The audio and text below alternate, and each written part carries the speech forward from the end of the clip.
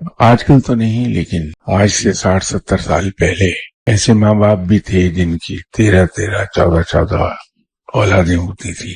حوصلے والے صاحبان ایسے بھی تھے جن کی کئی کئی بیویاں تھیں تو اولادیں 2 درجن سے بھی بڑھ جاتی تھی. رب تعالیٰ تو رب تعالیٰ ہے جس کے سلسلے لامتناہی ہیں. وہ ماں باپ جو کثیر العیال ہیں، کثیر الاولاد ہیں، ان کے لیے بھی سب اولاد بہت عزیز ہوتی ہے، ہر ایک سے پیار کرتے ہیں. تو اولاد کوئی اگر ان میں ایک آدھ میری طرح کی نالائق نکل آئے تو وہ تنبیہ تو کرتے رہتی ہیں، اسے مار پیٹ بھی کر لیں گے، گھر سے نکال دیں گے، لیکن جب وہ یہ دیکھیں گے کہ ان کا فلاں بچہ مشکل میں ہے تو سب کچھ بھول بھال کے اس کی مدد کرنے کے لیے دوڑے جائیں گے. یہ انسانوں کا حال ہے.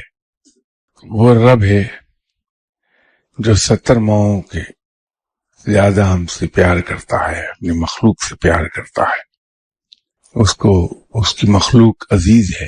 اسی سے اندازہ ہو جاتا ہے کہ وہ لوگ جو اسے مانتے ہی نہیں کہ وہ رب ہے، وہ انہیں بھی پالتا ہے، ان کی دعائیں سنتا ہے، ان کی ضروریات پوری کرتا ہے اور بڑے کھلے ہاتھ سے پوری کرتا ہے.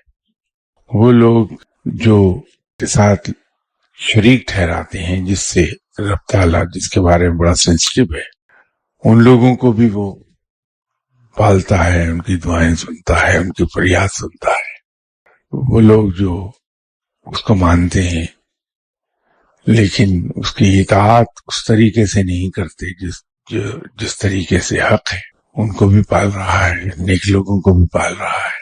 تو رب کے معاملات محمول نہیں کیے جا سکتے انسانوں کے معاملات پر، لیکن یہ صرف واضح کرنے کے لیے میں نے مثال دی کہ اگر کثیر الاولاد والدین لائق اولاد کو بھی، نالائق کو بھی، فرمانبردار کو بھی، نافرمانبردار کو بھی پیار کرتی ہیں، اس کے دکھ پہ تڑپ اٹھتے ہیں، تو یہ تو رب ہے.